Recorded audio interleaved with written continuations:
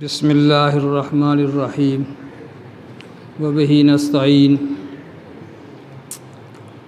अल्हम्दुलिल्लाहि रब्बिल आलमीन वस्सलातु वस्सलामु अला सय्यिदिल मुरसलीन व अला आलिहि व अस्हाबिहि अजमाइन। अम्मा बाद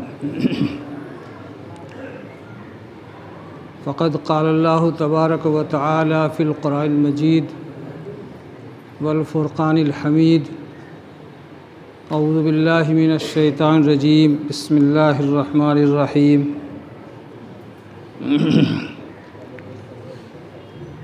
लक़द मन्नल्लाहु अलल मुअमिनीना इज़ बअस फ़ीहिम रसूलन मिन अनफुसिहिम यतलू अलैहिम आयातिहि व युज़क्कीहिम व युअल्लिमुहुमुल किताब वल हिकमह। बिस्मिल्लाहिर्रहमानिर्रहीम। मा आताकुमुर रसूलु फ़ख़ुज़ूहु व मा नहाकुम अन्हु फ़न्तहू। सदक़ल्लाहुल अज़ीम।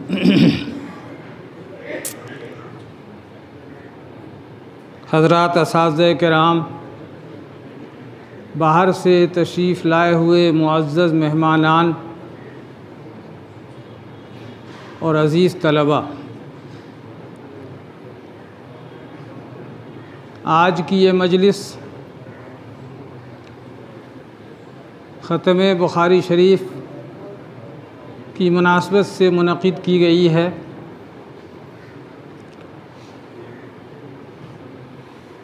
आज की इस मजलिस में ख़ुसूसियत के साथ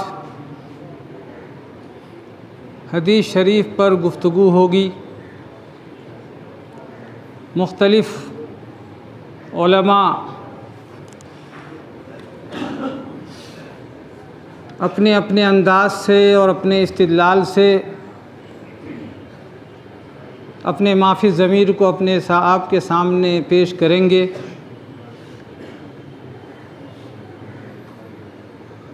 मैंने भी आपके सामने कुरान मजीद की दो आयत दो जगहों से तिलावत की है। मुंतज़िम इजलास ने मुझको आहिस्ते से कहा है कि मुख्तसर गुफ्तगू करनी है, यानी मुझको 20 मिनट का वक्त दिया गया है। और उन्वान भी आपने मुंतज़िम इजलास से सुन लिया। ये उन्वान ऐसा जामे और ऐसा वसी है कि इस उन्वान पर गुफ्तगू करने के लिए हम जैसे जाहिलों के लिए नहीं, बल्कि उलमा के लिए, मुक़र्रिरों के लिए 20 मिनट तो क्या 20 घंटा भी काफ़ी नहीं है। बहरहाल, अभी आपने सुना कि कुरान मजीद एक जामे किताब है। किसी भी किताब के जामे होने का मतलब ये होता है कि उसमें मुख्तलिफ़ मसले के अहकाम को कुल्लियात के तौर पर बयान कर दिया गया हो। इसमें कोई शुबहा नहीं,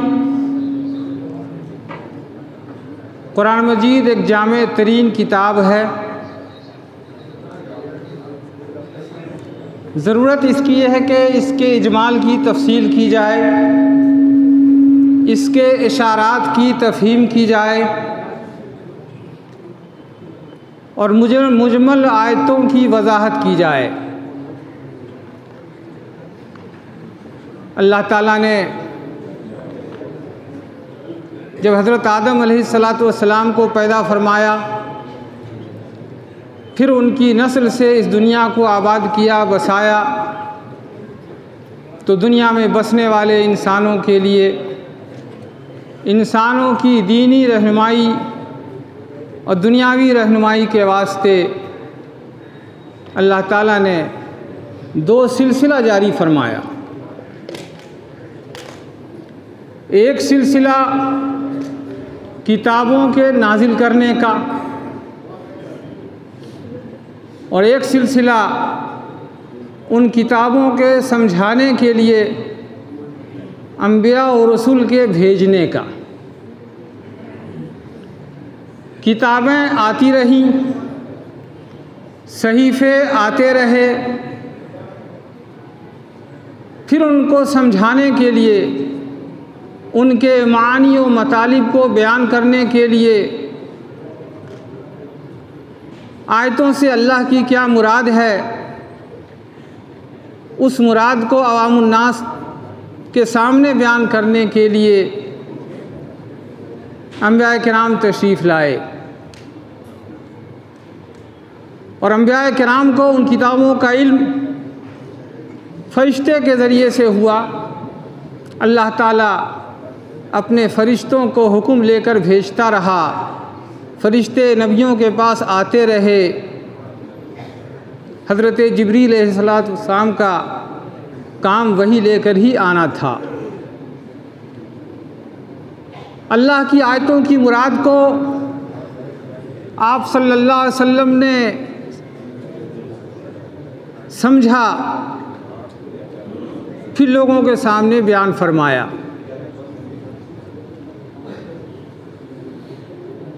दुनिया के अंदर आप सबों का मुशाहदा और तजुर्बा है, ख़ास तौर पर ऐसे अफराद जो पढ़े लिखे हैं, उलमा हैं, लेक्चरर हैं, प्रोफेसर्स हैं, जो किसी न किसी लाइन से, पढ़ने पढ़ाने की लाइन से जुड़े हुए हैं, चाहे वो दीनी तालीम दे रहे हों या असरी उलूम की तरवीज व इशाअत में लगे हुए हों। वाकई कोई अगर मुदर्रिस होगा, पढ़ाने वाला होगा, तो पहले वो किताब को खुद समझेगा और फिर अपने शागिर्दों को समझाएगा। ये मामला सिर्फ दीनी किताबों का नहीं है, असरी उलूम का भी यही मामला है। बड़े बड़े प्रोफेसर, बड़े बासलाहियत मुस्लिम इंटेलेक्चुअल मेहनत करते हैं, मुताला करते हैं, 4 घंटा पढ़ते हैं तो आधा घंटा जाके लेक्चर देते हैं। मैं बिहार के प्रोफेसरों की बात नहीं करता, यहाँ तो बगैर पढ़ाई के जो है 1.5 लाख 2 लाख रुपए तनख्वाह उठाते हैं। मुंगेर का मशहूर तरीन कॉलेज है जो अब यूनिवर्सिटी भी हो चुका है, पूरा साल गुजर चुका, एक दिन भी एक क्लास नहीं हुआ। मैं इसलिए बोल रहा हूँ कि मेरा बच्चा भी वहाँ पढ़ता है, अब पूरे साल ऑनलाइन उसने तालीम हासिल किया है। बड़े बड़े प्रोफेसर हैं, 1.5 लाख 2 लाख रुपए तनख्वाह है, उनको पढ़ाने की फ़ुर्सत नहीं है। तो बहरहाल ये मैं कह रहा था कि किताबों को पहले पढ़ना होगा, समझना होगा, तब समझाना होगा। जब दुनिया की किताबों का ये हाल है, बहुत सारे शोरा ऐसे गुज़रे हैं कि जिनके अशार को आम आदमी नहीं समझ सकते हैं, बल्कि बहुत सारे पढ़े लिखे भी नहीं समझ सकते हैं। तो ज़रूरत इस बात की पड़ती है कि उस्ताद से उसको सीखा जाए, समझा जाए। तो कुरान जैसी किताब जो जामे तरीन किताब है, अल्लाह का कलाम है, तो क्या ख्याल है कि अल्लाह के कलाम को समझने के लिए किसी उस्ताद की ज़रूरत नहीं है? अल्लाह के कलाम को समझने के लिए भी उस्ताद की ज़रूरत है, मुअल्लिम की ज़रूरत है। अल्लाह ताला ने किताबों के नाजिल करने का सिलसिला जारी रखा, यहाँ तक कि आखिरी किताब कुरान मजीद का नुज़ूल हुआ।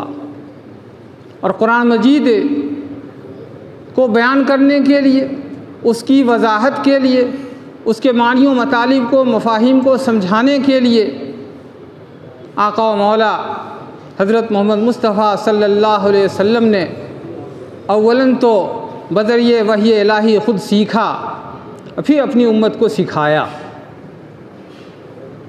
कुरान मजीद में जो आयात हैं, मुख्तलिफ़ अहकाम की आयात हैं, लेकिन मैं कह सकता हूँ कि सभी आयात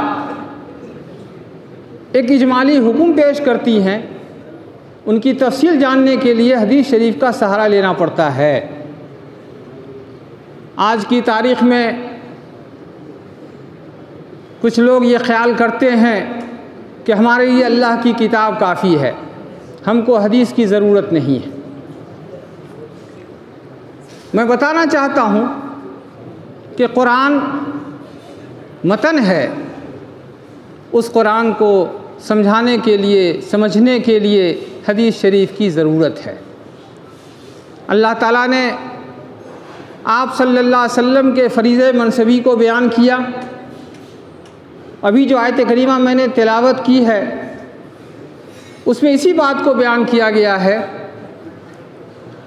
लक़द मन्नल्लाहु अलल मुमिनीन इज़ बअस फ़ीहिम रसूलन मिन अनफुसिहिम यतलू अलैहिम आयातिही व युज़क्कीहिम व युअल्लिमुहुमुल किताब वल हिकमह।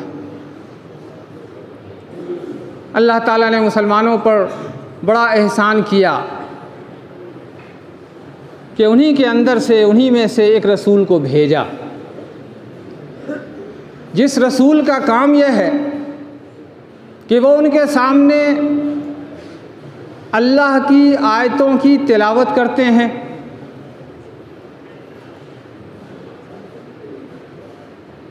उनकी तरबियत, उनका तज़किया करते हैं और उनको किताब व हिकमत की तालीम देते हैं। मैं तफसील में नहीं जाऊंगा, सिर्फ़ इस आयत करीमा का तर्जमा और मुख्तसर सी वजाहत के साथ मेरा वक्त ख़त्म हो जाएगा, मैं आपसे रुख़सत हो जाऊंगा। यह आयत करीमा आप सल्लल्लाहु अलैहि वसल्लम के फ़रीज़े मनसबी को बतलाती है। हज़रत इब्राहीम अलैहिस्सलातु वस्सलाम ने भी दुआ की थी, उस दुआ के अंदर भी इन्हीं मकासिद का तज़किरा है। हज़रत इब्राहीम अलैहिस्सलातु वस्सलाम ने दुआ किया, रब्बना वबअस फ़ीहिम रसूलन मिनहुम यतलू अलैहिम आयातिही व युअल्लिमुहुल किताब वल हिकमह व युज़क्कीहिम। ये हज़रत इब्राहीम अलैहिस्सलातु वस्सलाम की दुआ है।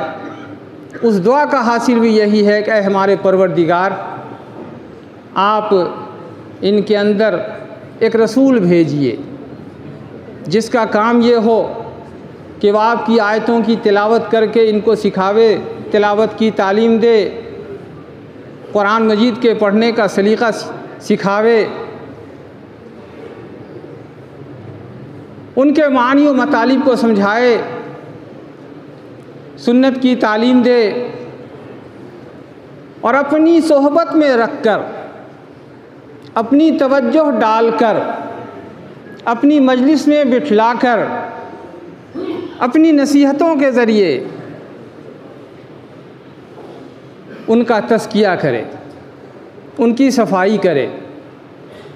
तो ये तीन मकासिद कुरान मजीद की दो आयतों में अलग अलग जगहों पर इन्हीं तीन मकासिद को बयान किया गया है।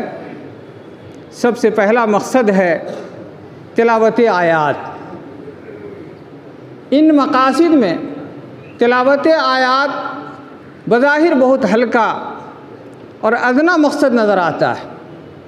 एक सतही निगाह से कोई सोचे और बहुत ज़्यादा गौर फिक्र ना करे तो ये समझेगा कि ये मकसद तो बहुत अदना और हल्का है, लेकिन बात ऐसी नहीं। तिलावत आयात की अहमियत का अंदाज़ा आप इस बात से लगाएं कि अल्लाह के रसूल सल्लल्लाहु अलैहि वसल्लम बराबर ये दुआ फरमाते रहे कि अल्लाह, मेरी उम्मत उम्मी है, उम्मत के मुख्तलिफ़ क़बाइल का लहजा अलग अलग है, अंदाज़ अलग अलग है। अगर एक ही अंदाज से और एक ही अल्फाज, एक ही हरूफ से तिलावत अगर लाजिम कर दी गई तो इनको बसा औक़ात दुश्वारियों का सामना करना पड़ेगा, मेरी उम्मत मुश्किल में पड़ जाएगी। लिहाजा तिलावत में तौसी नाजिल फरमा। ये दुआ आप सल्लल्लाहु अलैहि वसल्लम बराबर करते रहे, यहाँ तक कि अल्लाह ताला की जानिब से इजाज़त आ गई और कुरान मजीद को 7 क़िरात के साथ पढ़ने की इजाज़त दे दी गई। ये कुर्रा हज़रात जो कुर्राए सवा, कुर्राए अशरा होते हैं और एक आयत की तिलावत कभी कभी तिलावत की मजलिस में, ख़ास तौर से अगर मुकाबले की मजलिस हो तो मुख्तलिफ़ कुर्रा अपने अपने फ़न का मुज़ाहरा करते हैं और कुरान की आयत को मुख्तलिफ़ अंदाज से पढ़ते हैं। मेरी नाक़िस राय ये है, अवामुन्नास के दरमियान, जाहिलों के दरमियान, कम पढ़े लिखे लोगों के दरमियान कुर्रा हजरात को अपने इस फ़न का मुज़ाहरा नहीं करना चाहिए। ये मेरी अपनी नाक़िस राय है, मैं आप मुझसे इत्तेफाक न करें, कोई हरज की बात नहीं। कुरान मजीद में है वशम्स वज़ुहाहा, हम तो इतना ही जानते हैं। अब किसी जाहिल के सामने कोई साहब पढ़ने लगे वशम्स वज़ुहा, तो हम जैसा जाहिल कहेगा कि क्या है कारी, क्या पढ़ता, गलत पढ़ रहा है, गलत पढ़ रहा है। ये मेरी अपनी सोच है, मैं ये नहीं कहता कि आप मुझसे इत्तेफाक करें, लेकिन मैं कहना चाहूँगा फ़नकार कुर्रा से जो मुख्तलिफ़ क़िरत के माहिर हैं, असातिज़ा हैं, तलबा हैं, ऐसे मौके पर जहाँ के अक्सर व बेशतर लोग अनपढ़ हों, जाहिल हों, कम पढ़े लिखे हों, खेत जोतने वाले हों, ऐसे लोगों के बीच में ये क़िरत सबा वगैरह का मुज़ाहरा करना मेरे ख़्याल से मुनासिब नहीं। बहरहाल मैं ये बता रहा था कि आप सल्लल्लाहु अलैहि वसल्लम ने तिलावत करके लोगों को सिखलाया, और तिलावत के सिलसिले में अल्लाह ताला से आपने इजाज़त हासिल किया, दुआ फरमाते रहे परवरदिगार आलम मेरी उम्मत उम्मी है, अगर एक ही अंदाज से पढ़ने को लाजिम कर दिया गया तो बसा औक़ात इनको दुश्वारी होगी। चुनांचे अल्लाह की तरफ से कुरान मजीद को 7 तरीक़े से पढ़ने की इजाज़त नाजिल हो गई। आप सल्लल्लाहु अलैहि वसल्लम ने ख़ुद हज़रत जिब्रील अलैहिस्सलातु वस्सलाम से तिलावत को सीखा और फिर सहाबे किराम को तिलावत की तालीम दिया। तो तिलावत आयात आपके फ़रीज़ा में से एक फ़रीज़ा था, आपका फ़रीज़ा मनसबी था, आपके कामों में से एक काम था, आपकी ज़िम्मेदारियों में से एक ज़िम्मेदारी थी, जिसको आपने बखूबी अंजाम दिया और निभाया। इस आयत करीमा में आपका दूसरा काम बयान किया गया, तज़किया नुफूस। लफ्ज़ है कुरान मजीद की आयत है वयुज़क्कीहिम, कि उस नबी का काम यह हो कि वो उनका तज़किया करे। तज़किया का मतलब निजासतों से पाक करना। निजासत की 2 किस्में होती हैं, निजासत ज़ाहिरी और निजासत बातिनी। निजासत ज़ाहिरी तो हर कोई आसानी से समझ सकता है, लेकिन निजासत बातिनी क्या है? अंदरूनी निजासत, बातिनी निजासत क्या है? कुफ्र व शिर्क की गंदगी, हसद की गंदगी, बुग़्ज़ व कीना की गंदगी, आपसी अदावत की गंदगी, ये सब बातिनी निजासात हैं। और ज़ाहिर है आप सल्लल्लाहु अलैहि वसल्लम ने उन्हीं साहबे किराम को जो एक लंबे अरसे से शराबी थे, जुआरी थे, मेरे लफ्ज़ का गलत मतलब नहीं समझेंगे, सभी लोग शराब पिया करते थे। शराब नहीं पिया सिर्फ़ आप सल्लल्लाहु अलैहि वसल्लम ने, शराब नहीं पिया सिर्फ़ हज़रत अबू बकर सिद्दीक़ रज़ी अल्लाह ताला अन्हु ने, बाकी सभी लोग शराब पिया करते थे। जुआ खेलने का आम मिजाज था। तो इसलिए अगर मैंने कहा कि शराबी थे, जुआरी थे, तो इस सिलसिले में बदगुमानी आपको नहीं होनी चाहिए कि ये शख्स साहबे किराम को शराबी और जुआरी कह रहा है। तदरीजन हुर्मत आई है, धीरे धीरे पहले शराब की ख़राबी बयान की गई, फिर नमाज के औक़ात में शराब पीने से मना किया गया, और फिर एक मौके पर शराब की हुर्मत नाजिल हो गई। कुरान मजीद में वाज़ेह आयत मौजूद है, शराब की हुर्मत का तज़किरा है, जुए की हुर्मत का तज़किरा है। लेकिन आप ज़माने जाहिलियत का मुताला कीजिए तो आपको मालूम होगा कि जुआ खेलने का आम मिजाज था, शराब पीने का आम मिजाज था, जुल्म व तशद्दुद का आम मिजाज था। जिस तरह के समुंदर के अंदर बड़ी मछलियाँ छोटी मछलियों को खाया करती हैं, ऐसे ही अरब के सेठ साहूकार बनिया बड़े लोग गरीबों को, कमज़ोरों को सताया करते थे, जुल्म किया करते थे। तो इस तरह का जो तशद्दुद था, जुल्म था, आपस में बुग़्ज़, हसद, रक़ाबत और दुश्मनी थी, कुफ्र की गंदगी थी, शिर्क की गंदगी थी। इन सारी गंदगियों को आप सल्लल्लाहु अलैहि वसल्लम ने, सहाबे किराम जब ईमान में दाखिल हुए, जस्ता जस्ता धीरे धीरे ईमान वालों का दायरा बढ़ता चला गया। आप सल्लल्लाहु अलैहि वसल्लम की सोबत लोगों को नसीब होती चली गई और आप सल्लल्लाहु अलैहि वसल्लम ने अपनी तालीम के ज़रिए, अपने हुस्ने अखलाक के ज़रिए, अपनी नसीहतों के ज़रिए, अपनी सोहबत में रख करके अरब के उन्हीं बद्दू गंवार जाहिलों को दुनिया का रहबर और मौल्लिम बना दिया। आप पढ़िए सीरत की किताबें, पढ़िए खुलफा राशिदीन का ज़माना, उनके वाक़यात और देखिए उनके कारनामे। तो वही लोग जो इंतहाई बद अखलाक थे, अखलाक के ऊँचे मकाम पर फायज़ हो गए, मुआसात और हमदर्दी उनके दिल में आ गई, जुल्म व तशद्दुद का ख़ात्मा हो गया। ये सब था आप सल्लल्लाहु अलैहि वसल्लम की सोहबत के नतीजे में। कुरान मजीद में युज़क्कीहिम का सीगा इस्तेमाल किया गया है, जिसका सीधा सा मतलब ये है कि और उनका तज़किया करते हैं। तज़किया का मतलब निजासतों से पाक करना।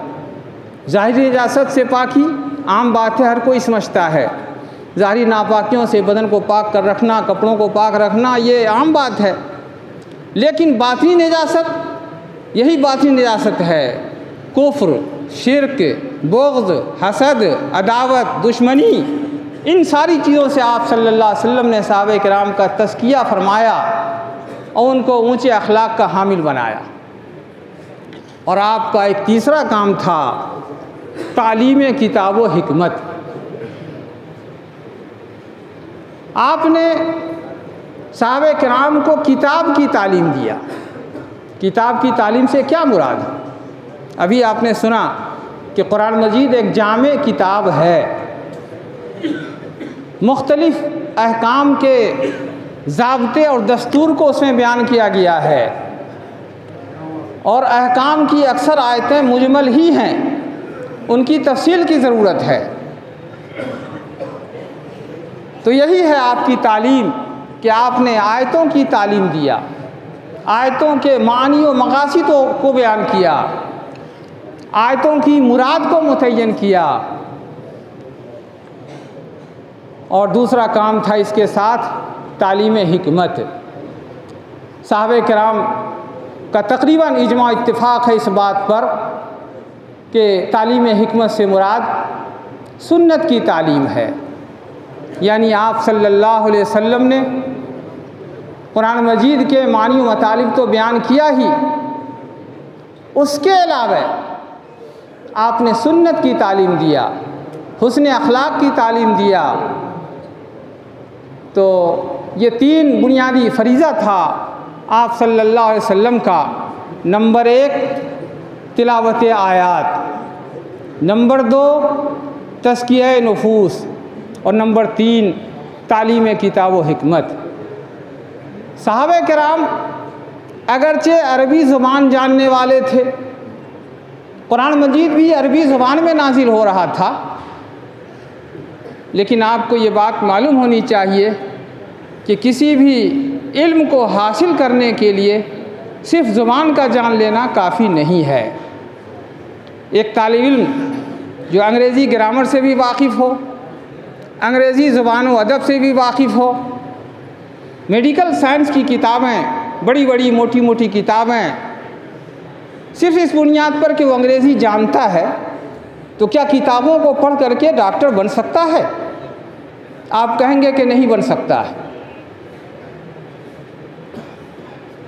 एक बीटेक करने वाला, एमटेक करने वाला तालिब इल्म जो मुख्तलिफ़ फ़नून के अंदर, मुख्तलिफ़ शोबे के अंदर जो है बैचलर ऑफ टेक्नोलॉजी की डिग्री हासिल करना चाहता हो, मास्टर ऑफ टेक्नोलॉजी की डिग्री हासिल करना चाहता हो, अंग्रेज़ी भी जानता है, कायदा ग्रामर से भी वाकिफ़ है, तो क्या वो इंजीनियरिंग की किताबें ख़रीद करके कंप्यूटर साइंस का इंजीनियर बन जाएगा, सिविल का इंजीनियर बन जाएगा, इलेक्ट्रॉनिक का इंजीनियर बन जाएगा, इलेक्ट्रिक का इंजीनियर बन जाएगा?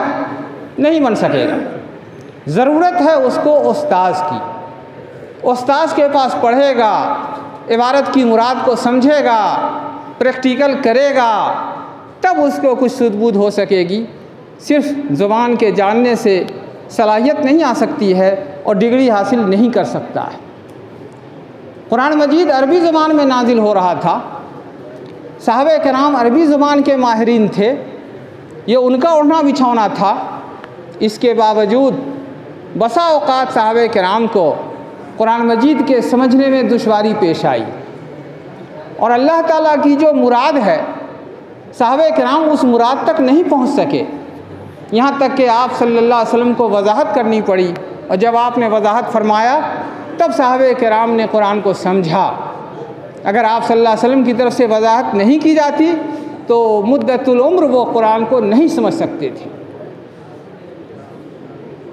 कुरान मजीद के अंदर रोज़े के सिलसिले में सहरी खाने का वक्त बयान किया गया और कुरान मजीद में आयत नाजिल हुई, कुलू वशरबू हत्ता यतबय्यन लकुमुल खैतुल अब्यज़ु मिनल खैतिल अस्वद।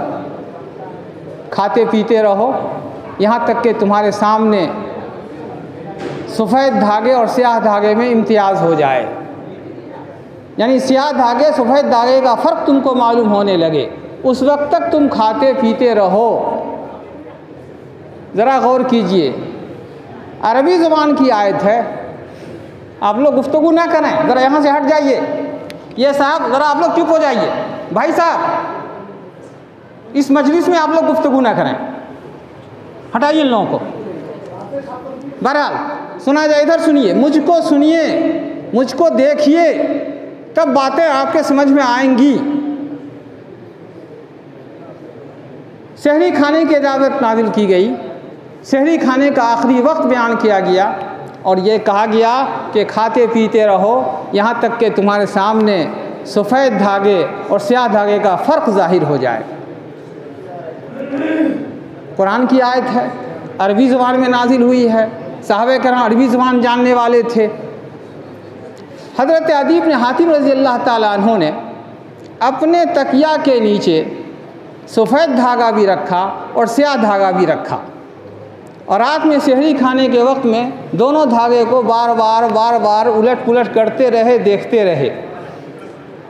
जब फरछहा हो गया, रात की तारीकी ख़त्म हो गई, कुछ सफ़ेदी ज़ाहिर हो गई, तब स्याह धागे सफ़ेद धागे का फ़र्क नुमाया हुआ। गोया कि उस वक्त तक वो खाते रहे। आप अंदाज़ा लगा सकते हैं कि रोज़े का क्या हुक्म होगा। अगर सुबह शादी के बाद भी कोई खाता रहे तो क्या हुक्म होगा? रोज़ा नहीं होगा। आप सल्लल्लाहु अलैहि वसल्लम को ये ख़बर मिली, आप सल्लल्लाहु अलैहि वसल्लम ने इरशाद फरमाया, अदी तुम्हारा तकिया बड़ा लंबा चौड़ा मालूम होता है, उसमें रात और दिन दोनों समा जाते हैं। और फिर आपने मुराद मुतय्यन फरमाया कि आयत करीमा में स्याह धागे से मुराद स्याह धागा नहीं है और सफ़ेद धागे से मुराद सफ़ेद धागा नहीं है, बल्कि रात की स्याही और दिन की सफ़ेदी मुराद है। आयत की मुराद ये है कि रात ख़त्म हो जाए, सुबह सादिक तुलू हो जाए, उस वक्त तक खाते पीते रहो। अगर आप सल्लल्लाहु अलैहि वसल्लम स्याह धागे सफ़ेद धागे की मुराद बयान न फरमाते तो पता नहीं कितने दिनों तक हज़रत अली रज़ियल्लाहु ताला अन्हु का यही मामूल रहता और उनका रोज़ा ज़ाय होता रहता, तो सुबह तक खाते पीते रहते। कुरान मजीद में रुयते बारी का तज़किरा है। क़यामत के दिन इंसान अल्लाह को देखेगा। साहबे किराम को इश्काल पेश आया, दुनिया के अंदर कोई बड़ा आदमी आ जाता है तो सहूलत के साथ देखना मुयस्सर नहीं होता है, बसा औकात दरख्तों पे चढ़ना पड़ता है। ये देखिए, ये भी एक दरख्त है, दूसरी मंजिल बच्चे सब बैठे हुए हैं, हमको देखें कि ऊपर जाके बैठे ताकि बढ़िया से देखें मौलाना अब्दुल साहब को। ये पोलो मैदान हमारे मुंगेर में है, प्रोग्राम होता रहता है। मैंने अपनी आँखों से देखा है कि मैदान के बगल में पहाड़ी इलाका है, ऊंचा है, टीला है, ऊंचे ऊंचे दरख्त हैं और पहाड़ है। भीड़ की बुनियाद पर बहुत से नौजवान पहाड़ पर चढ़ गए, दरख्तों पर चढ़ गए, पोलो मैदान में आए हुए नेताजी को देखने के लिए। ज़रा से गौर कीजिएगा। ये तो दुनिया में इज़्दिहाम के मौके पर देखने की ऐसी नौयत हुआ करती है कि किसी बड़े की आमद पर सहूलत के साथ हर शख्स को देखना मुयस्सर नहीं होता है। तो दुनिया जब ख़त्म होगी, आखिरत कायम होगी और आखिरत में सारे इंसानों को अल्लाह का दीदार होगा। ज़रा सोचिए, अपनी सतह पर सोचिए कि ये कितना मुश्किल है। यहाँ तो 1,00,000 2,00,000 आदमी हो तो देखना मुश्किल होता है, और वहाँ तो अव्वलीन व आखिरीन का इज्तिमा होगा। इब्तिदाए आखिरियत से लेकर क़यामत तक कायम होने वाले सारे इंसान का मजमा होगा, और उन सारे इंसानों को अल्लाह का दीदार कैसे मुयस्सर हो सकेगा? कितना बड़ा मजमा होगा, कैसे अल्लाह को देख सकेंगे? सहाबा किराम ने अपना इश्काल नबी सल्लल्लाहु अलैहि वसल्लम के सामने पेश किया, कैसे हो सकेगा, कैसे अल्लाह का दीदार होगा? आप सल्लल्लाहु अलैहि वसल्लम ने बड़ी आसानी के साथ एक मिसाल दे करके समझा दिया, लोगों को तशफ़ी हो गई। आप सल्लल्लाहु अलैहि वसल्लम फरमाया कि मखलूक़ात ही के दायरे में आओ, खालिक के दायरे में अभी मत जाओ। तुम्हारे सामने सूरज भी एक मखलूक़ है, चाँद भी एक मखलूक़ है। सूरज की तमाम तर तमाज़त और तपिश के बावजूद दुनिया का हर इंसान आसानी से सूरज को देख रहा है। चाँद की तमाम तर ठंडक के बावजूद दुनिया का हर इंसान आसानी के साथ चाँद को देख रहा है। ज़रा बताइए, सूरज हम लोग देख रहे हैं, चाँद हम लोग देख रहे हैं, तो जब दुनिया में हमारे सामने एक नहीं बल्कि 2 मिसालें ऐसी मौजूद हैं कि इतने बड़े इज़्दिहाम के बावजूद हमको सूरज के देखने में कोई दुश्वारी नहीं है, चाँद के देखने में कोई दुश्वारी नहीं है, तो आखिरत का मामला तो अलग है। जिस तरह से दुनिया में हम सूरज और चाँद को देख रहे हैं, इंशाअल्लाह आखिरत में अल्लाह ताला को दुनिया के सारे इंसान ऐसे ही नुमायां तौर पर देखेंगे। अगर आप सल्लल्लाहु अलैहि वसल्लम ने ये वजाहत नहीं फरमाई होती तो सहाबा किराम इस आयत का मतलब नहीं समझ पाते। कुरान मजीद में रुयत बारी का तज़किरा है, रुयत से क्या मुराद है? रुयत को तो वो भी जानते थे, देखना के माना में है, लेकिन देखने की शक्ल क्या हो सकेगी, ये मुश्किल था। इसको समझने के लिए आप सल्लल्लाहु अलैहि वसल्लम के सामने इश्काल पेश किया, और आप सल्लल्लाहु अलैहि वसल्लम ने बड़ी आसानी के साथ 2 मिसालें दे करके समझा दिया। ज़रा गौर कीजिए। एक खातून ने हज़रत अब्दुल्लाह बिन मसूद रज़ियल्लाहु ताला अन्हु से कहा कि सुना है कि आप जिस्म गोंधने का पेशा करने वाली औरत और गोधमाने वाली औरत की लानत करते हैं, आप उसकी मजम्मत करते हैं, उस पर लान तान करते हैं। साहबी रसूल ने फरमाया कि क्यों नहीं, जिस पर लानत खुद अल्लाह ने की हो उस पर लानत मैं क्यों नहीं करूं? औरत ने कहा, वो बनी उम्मे सलमा की औरत थी वो, उसने कहा कि कुरान तो मैं भी पढ़ती हूँ, ये हुक्म कुरान में कहाँ पर है? हज़रत अब्दुल्लाह बिन मसूद रज़ियल्लाहु ताला ने फरमाया कि अगर तू कुरान समझ कर पढ़ती तो तू इस आयत को ज़रूर पढ़ती और तू समझती, मा आताकुमुर रसूल फ़ख़ुज़ूहु वमा नहाकुम अन्हु फ़ंतहू। रसूल तुमको जो कुछ दें उसको ले लो, उसको कबूल करो, और रसूल जिससे मना कर दें उससे रुक जाओ। ये कुरान मजीद की आयत है। अगरचे कुरान की आयतों में कहीं पर उस जिस्म गोधवाने वाली औरत की लान का तज़किरा नहीं है, लेकिन आप सल्लल्लाहु अलैहि वसल्लम ने तो बयान फरमाया है, तो आपका बयान तो कुरान ही है। अभी आपने सुना मौलाना खालिद साहब बयान फरमा रहे थे, वही की 2 किस्में होती हैं, वही मतलू, वही गैर मतलू। जिस वही की नमाज में तिलावत की जाती है वो कुरान मजीद है, उसको वही मतलू कहा जाता है, और जिस वही की तिलावत नमाज में नहीं की जाती है वो वही गैर मतलू है, उसको हदीस कहा जाता है, सुन्नत कहा जाता है। चाहे वही मतलू हो और चाहे वही गैर मतलू हो, अल्लाह ही का कलाम। कुरान मजीद की तिलावत की जाती है, वो कलाम भी अल्लाह का है और अल्फाज भी अल्लाह के। हदीस शरीफ के अंदर हुक्म अल्लाह ही का होता है, सिर्फ आप सल्लल्लाहु अलैहि वसल्लम की ज़ुबान से उसको अदा किया गया है। आप सल्लल्लाहु अलैहि वसल्लम ने जो हुक्म भी फरमाया ताउम्र पूरी ज़िंदगी जिस मसले में जहाँ भी आपने जो हुक्म फरमाया, अपनी तरफ से कुछ नहीं फरमाया। कुरान मजीद की आयत है, वमा यंतिक़ु अनिल हवा इन हुवा इल्ला वह्यु यूहा। नबी अपनी ख्वाहिश से कुछ नहीं बोलते, नबी वही बोलते हैं जो वही उनके ऊपर नाजिल होती है। और तफसील का मौका नहीं, मेरा वक्त भी ख़त्म हो चुका।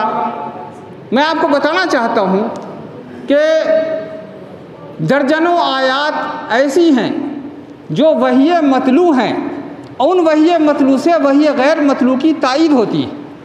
अभी एक मिसाल आपने सुना, मौलाना खालिद साहब ने सुनाया, माँ कथा तुम मिली नतीन, जो उन्होंने एक आयत का हवाला दिया, ग़ज़वे खैबर का तज़किरा किया, दरख्तों के काटने का तज़किरा उसमें है फ़बिइज़्निल्लाह।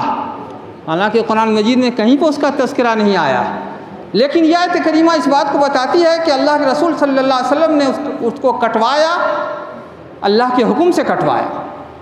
कुरान मजीद की आयतों में उसका तज़किरा नहीं है, लेकिन काटा जा चुका था और आपके हुक्म से काटा जा चुका था। कुरान ने उसको बेइज़्निल्लाह का लफ्ज़ से इस्ताबीर किया है, जिसका सीधा सा मतलब यह है कि आपका वो अमल अल्लाह के हुक्म ही से था। हासिल यह है कि कुरान एक जामे तरीन किताब है, उसकी वजाहत के लिए उस्ताद की ज़रूरत है, और वो उस्ताद आम उस्ताद नहीं, दुनिया का आम इंसान नहीं, बल्कि वो इंसान जो नबी और रसूल हो और अल्लाह ताला से बराह रास्त उसने तालीम हासिल की हो और फिर जो है उम्मत को उसकी तालीम दी हो। आप सल्लल्लाहु अलैहि वसल्लम ने कुरान मजीद को वाज़ेह किया, बयान फरमाया, और आपका फ़रीज़ मनसबी ही कुरान को बयान करना था, कुरान की तालीम देना था, लोगों का तज़किया करना था। कुरान को समझने के लिए हदीस शरीफ की ज़रूरत है। अगर हदीस को छोड़ दिया जाए तो कुरान के तकादों पर अमल नहीं किया जा सकता है। कुरान मजीद की आयत अक़ीमुस्सलात, अभी आपने सुना, नमाज कायम करो, सेग़ अम्र है, इससे जो है फ़र्ज़ियत साबित हो रही है, लेकिन नमाज की जो तफसीलात हैं, नमाज़ पढ़ने का जो तरीक़ा है, उसके जो औक़ात हैं, ये सारी तफसील हदीस से मिलती है। अक़ीमुस्सलात में कुछ भी तफसील नहीं। कुरान मजीद में आतु ज़कात, ज़कात दो, तो ज़कात की फ़र्ज़ियत मालूम होती है, लेकिन ज़कात की तफसील, उसकी मक़दार, निसाब का तज़किरा, मक़दार ज़कात का तज़किरा, मसारिफ़ का तज़किरा, किस माल में किस तरह की ज़कात, ये सारी तफसील कुरान में कहीं पर नहीं है। वो आप सल्लल्लाहु अलैहि वसल्लम की हदीस से है, तफसील है। हदीस का एक बड़ा मजमुआ शान नुज़ूल पर मुश्तमिल है। कुरान मजीद की बहुत सारी आयात हैं जिसका पस मंज़र है, सबब नुज़ूल है, और सबब नुज़ूल जो है हदीस शरीफ से मालूम होता है। तो पता चला कि कुरान मतन है और हदीस शरीफ उसकी शरह, और मतन महफूज है। अभी आपने तिलावत में सुना, इन्ना नज़्ज़लना ज़िक्रा व इन्ना लहू लहाफ़िज़ून, हमने ही कुरान को नाजिल किया है और हम ही इसकी हिफाजत करने वाले हैं। जब कुरान में कुरान की हिफाजत की ज़िम्मेदारी खुद अल्लाह ताला ने ली है, कुरान महफूज है, और ऐसा नहीं हो सकता है कि मतन महफूज हो और शरह ज़ाय हो जाए। तफसील का मौका नहीं। अल्लाह ताला हम सबों को कुरानी हिदायत पर अमल करने की तौफ़ीक़ अता फ़रमावे। हदीस शरीफ की हुज्जियत, उसकी आइनी व तशरीह हैसियत पर हमारा ईमान